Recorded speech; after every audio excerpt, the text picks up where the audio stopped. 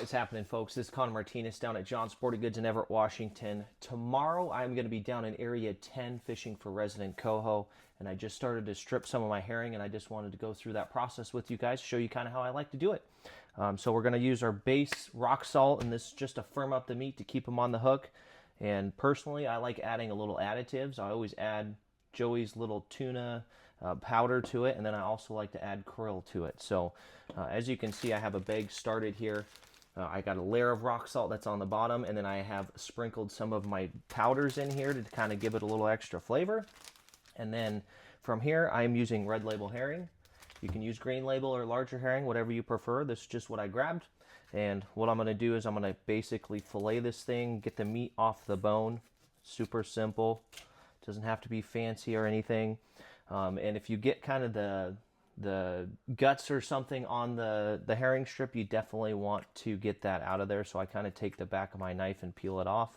So I have a clean fillet here.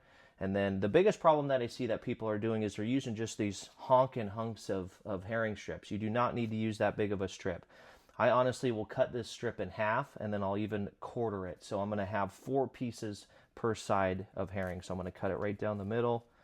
And a nice sharp bait knife really helps with this.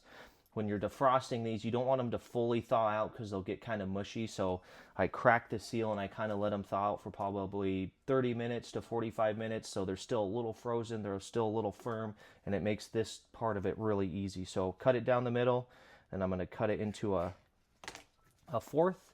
And you can see this is the size of strips that I'm using, just little itty bitty strips. And like I said, per side you're going to get 4 of them, so they should look something like this.